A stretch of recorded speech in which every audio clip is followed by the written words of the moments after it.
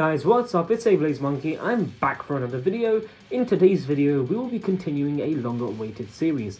This is What If Shenron Brought a Super Saiyan God? The story revolving around what may have happened had Shenron brought the real-life Super Saiyan God instead of telling everyone how to create one using the ritual. The true Saiyan God arrival that Beerus was looking for. A Saiyan who died long ago. Yamoshi. He was the Super Saiyan God, and he began living on Earth after a fierce battle with Beerus. This series has been on break due to personal reasons of mine and me not being able to continue it. But it's back now, and it's here to stay. If it has been a while since you've seen me, I recommend you rewatch the first 5 parts so you can understand this one a bit better. But once you've done that, if you want to see the next part as soon as possible, let's get this video to 120 likes. Also be sure to subscribe with post notifications on, and be sure to join my Discord server as well as following my Twitter. But with all that said, let's jump right into this video, right where we left off. Cumber, having now grabbed Zamasu's arm, begins to laugh. "I am the evil Saiyan," he says. "I have had enough of simply being ordered around by you, Kai. I simply wanted to destroy things and kill Yamoshi. Our goals simply happened to align. But don't think I wouldn't notice I'm immortal too!" He screams. "What were you planning to do once all were dead? Kill me too? Kill the last remaining mortal?" He screams, Zamasu struggling. "No, that was never my intention," he screams at Cumber. "Don't do this! Do not do this, Cumber!" Zamasu now yells as Cumber forces his ki into him. Zamasu begins to scream as his entire body begins to be filled with evil energy. He grits his teeth as his pupils go blank. As his aura bursts, he becomes several times stronger and begins to scream in pain, Cumber reveling in this. Zamasu is now Cumber's prisoner. He has been corrupted and is in a complete state of rage, the red and black energy pulsating around him. In a rage, he screams mindlessly as Cumber lets go of his arm.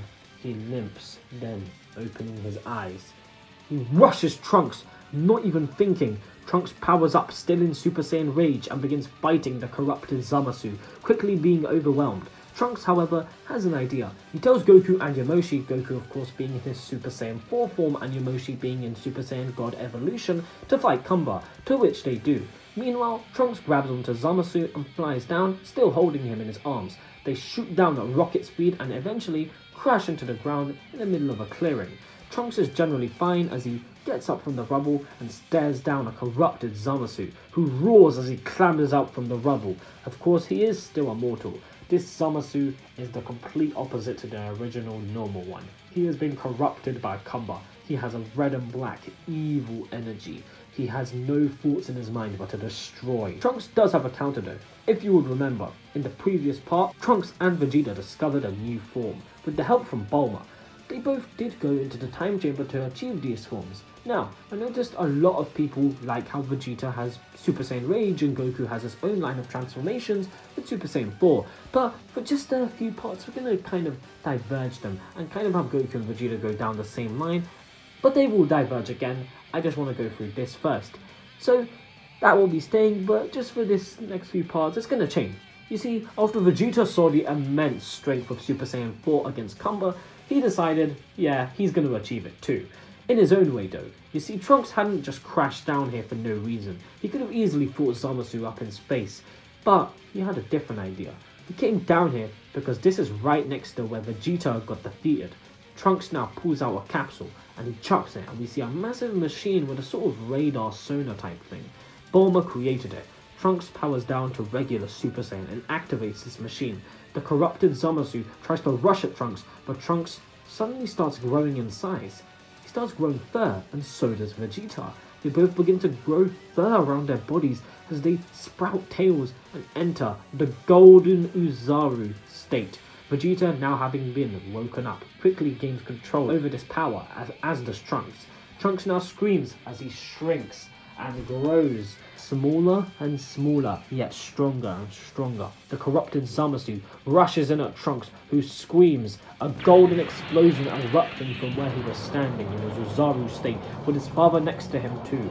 This massive golden explosion sends Zamasu flying back, a massive crater being formed, smoke and dust filling the area, all of it being blown away in a massive golden aura. Vegeta and Trunks both standing next to each other in their new Super Saiyan 4 states. Trunks looks at his father, both nodding at each other. Trunks quickly rushes forward as he slices the corrupted Zamasu in the stomach, sending him crashing through multiple buildings. The corrupted Kai, quickly trying to recover, creates a Keyblade as he rushes Trunks, them now having a battle of blades, unloading multiple slices. Trunks having his blade clash with Zamasu's, the both of them flying around, exchanging multiple attacks, Trunks being the one on the winning side. Zamasu really benefiting from his immortality, as Trunks avoids multiple attacks and lands many of his own, landing kicks, punches, and even one point, flying back, charging up an orangish blast, yelling, "Burning attack!" firing completely, obliterating Zamasu. However, Cumber forced so much ki in him that in a demented, evil-like state, his body reforms and it's not corrupted, but it doesn't exactly look natural. His body reforms as it contorts. As like a wild animal, he rushes Trunks again. He takes slice after slice from Super Saiyan 4 Trunks, but in a crazed-like state, keeps attacking Trunks wildly, eventually landing a kick. Then, multiple punches to Zamasu. Zamasu does land a blast, but ultimately Trunks is far stronger. This battle has just been a crazy Zamasu attacking Trunks like a wild animal. Meanwhile, Vegeta in Super Saiyan 4 had gone the opposite direction. The reason Trunks had landed where he had was because he wanted Vegeta to go and help Goku and Yamoshi. He knew how tired they were. So, Vegeta shoots into the sky, eventually arriving in the atmosphere of space, seeing a tired Goku in Super Saiyan 4, with Super Saiyan God Evolution Yamoshi still looking pretty good, fighting a full power Cumber, and they are not winning. But they weren't being badly beaten either. That is until Goku goes in for a punch but falls out of Super Saiyan 4 to just regular Super Saiyan 2. He had been in a constant use of Super Saiyan 4 this entire time, and with Goku exerting himself too much, he had run out of stamina. Super Saiyan 2 Goku gets swatted away like a fly as Cumber backhands him, Vegeta quickly flying in, catching him. He then tells Kakarot that he needs to go down and rest, slowly dropping him. So Goku slowly floats himself down, going slowly down on a building as he powers down to base form, exhausted after so many fights. Vegeta looks over to Yamoshi while in Super Saiyan 4 and decides to rush Cumber, landing a full power punch. Remember, Vegeta had done a lot of training with Yamoshi, even having his son Trunks join them. As they do this tag team fight against Cumber, they have a very good synergy and combinations. However, Vegeta is just not keeping up as much in the power department. Don't get me wrong, he is strong, but it's not enough to where they can defeat Cumber. Slowly, Cumber starts overwhelming them as he lands multiple attacks. Yamoshi quickly realizing, yeah, there is no way they can win this battle now. Cumber has gotten too powerful and Vegeta begins to land multiple decent punches, but he ultimately is powerless in the face of the evil Saiyan, who lands a full power blast, this engulfing Vegeta. Yamoshi decides he has no other choice, as Vegeta finally breaks free of this massive blast. He's bad and bruised. Yamoshi knows it's time that they did it. Now, in the time Yamoshi spent with Goku in the time chamber, he learned multiple martial art techniques from Goku, one being the after image. He uses this along with a solar flare to stun and distract Cumber, grabbing Vegeta, flying away, and also eventually getting to Goku, grabbing him too, telling them both they have to retreat. They can't win this battle now. He now flies to the time machine, opening the lid, and they all jump in. Yamoshi cries out to Trunks, who turns back to come join them, flying toward them, but then Yamoshi looks up and he sees Cumber flying straight for them, having recovered from the solar flare. Trunks smiles at Yamoshi. "Yamoshi, go without me." Yamoshi has a sad but solemn smile. "Thank you, Trunks." He grits his teeth as he closes the lid to the time machine. With that, he sees Trunks shooting toward Cumber, tackling into him, stopping him from destroying the time machine. Yamoshi knows what he must do. He looks up at Trunks. "I promise you, we will return and defeat these monsters. Survive until then, my friend." With that, the time machine slowly fades away, returning back to the past. Trunks in the future flies back, still in Super Saiyan 4. He lands to the ground, screaming, powering up to the max of his power, clenching his sword as a corrupted Zamasu limps towards him, barely even walking, and Cumber lands on the ground, slowly walking toward him too. Chuckling, he says to Trunks, "Now, it's just like old times. You're all alone. Let us see how long you can survive, Trunks." Immediately, he rushes in, kicking Zamasu in the stomach, sending him crashing to the ground, as he then flies into a building, Then spinning around, he back kicks Cumber in the face, their battle now beginning. Trunks screams at Cumber that he isn't the same person he was when Cumber kept tormenting him and torturing him for all those years. Cumber and Trunks begin to fight as Trunks lands multiple slices with his sword, causing blood to spurt from Cumber's arm, then jumping back as Cumber unloads multiple ki blasts at Trunks, Trunks barely avoiding them as he jumps side to side, dodging all of them, then going in for a massive swing with his sword, Cumber ducking under, punching Trunks in the gut, sending him flying into the air. Trunks narrowly avoiding, he now decides to fly up into the sky. Cumber chasing after him. As Trunks shoots up faster and faster in the sky, Cumber too gets much faster. He then stops and fires a massive burning attack. However, to his shock, Cumber smashes right through this massive energy blast as he still continues to fly towards him. Trunks powers up and shoots down, deciding he'll confront Cumber in their altercation, landing a clean, full power punch to Cumber's face, which makes him cough up blood. Trunks looks down at Cumber, who grins. In a split second, he grabs Trunks' leg, spinning him in the air, tossing him to the ground in a massive blast from the sky at a rocket speed, causing him to crash to the ground, creating a massive crater. Cumber now lands at the edge of it as dust fills the air, his bulky body bursting with power, Zamasu in a corrupted state flying next to him, joining him. As Cumber goes back to his base form, he grabs his arm again, causing Zamasu to scream in pain as Cumber fills him with more and more energy. Evil energy. He now tells him, well, let's go kill Trunks. But in the crater, as he goes to find Trunks, he is nowhere to be found. Back in the past, Goku, Vegeta and Yamoshi all arrive, severely weakened, having barely escaped the clutches of Cumber and Zamasu. Beerus and Whis seeing them, with Kid present Trunks asking where his future self is, everyone explaining the situation that happened. Beerus was wrong about Zamasu being gone with divine intervention, just because in his timeline he was killed. Yeah, that changed nothing in the future, so they were right to devise a plan to take down Cumber. However, even training lots just in case Cumber would still be there, and they even devised a plan for if Cumber grew stronger, yeah, it still didn't change the outcome of them still being defeated, even with everyone achieving new forms. Bulma does still scream at Beerus at the fact that he was wrong about Zamasu being gone, and Beerus does still get angry. In any case, Goku, Vegeta, and Yamoshi all heal up and recover, now devising a new plan. Vegeta, however, says he doesn't care about a dumb plan and knows what he needs to work on, heading to the time chamber like in the original, rocketing up to the lookout, jumping straight in, spending a full day in there, possibly a bit more.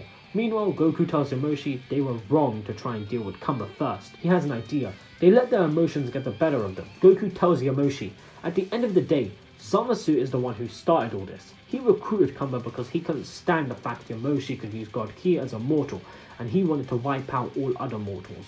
Goku then looks at Yamoshi and tells him he has a way to counter Zamasu and his immortality. Goku then teleports with Yamoshi to Roshi's island, and Goku tells Roshi to teach Yamoshi the Mafuba. Meanwhile, Goku goes back and he ends up spending some time at his own house. Actually, Gohan even coming over. Goku tells Gohan about how powerful this Cumber guy is and how he's really been struggling even after having achieved his new Super Saiyan 4 form. Gohan looks to his father surprised there are still enemies out there who can compete with his strength. Goku thinks to himself, how can I grow stronger?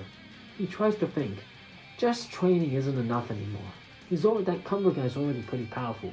Getting way stronger, it's not going to make that much of a big difference anymore. Goku then remembers, the way he was growing stronger was by training with all his old masters, wasn't it? He was reliving his entire life. He was basically going back from zero.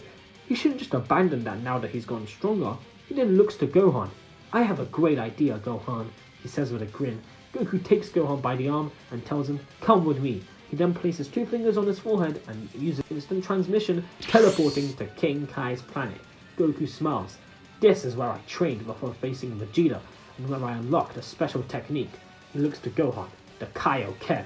King Kai comes out from his house as Goku powers up to Super Saiyan 4, and Gohan, now in Goku's gi, powers up to Ultimate, the two beginning intensive training in order to achieve the Kaioken. Yeah, Goku decided he's going to stack Kaioken on Super Saiyan 4.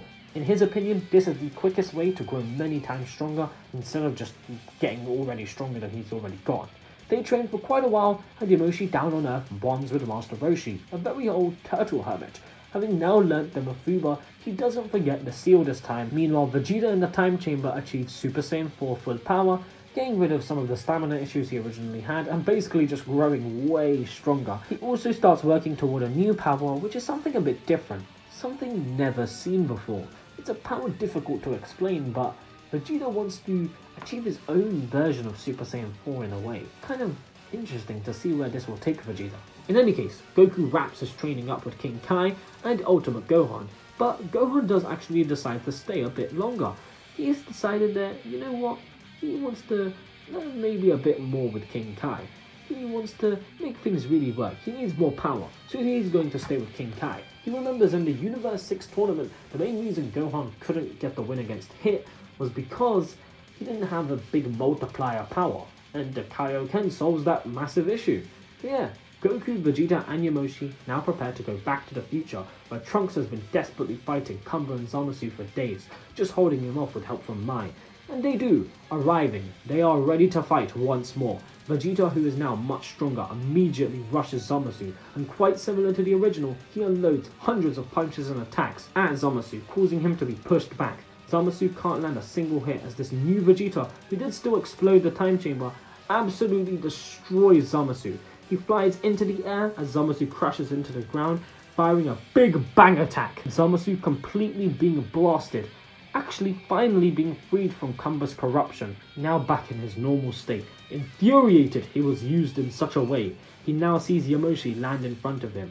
He grins an evil smile. As he takes the Potara off his ear, he thinks to himself, "I'll teach that Cumber for trying to betray me, that damn mortal." Just then, the Supreme Kai and Gowasu arrive using a time ring. Zamasu then gets up. He stares down Yamoshi as he tells him, "Well, Saiyan God, I want to have a talk with you." And that is where we're going to be leaving this part off for right now. That was part 6, the third part of the Cumber saga. In the next part, we will be ending this saga, as we see what happens in its grand conclusion. What will happen to Zamasu? What will happen to Cumber? Will they be defeated?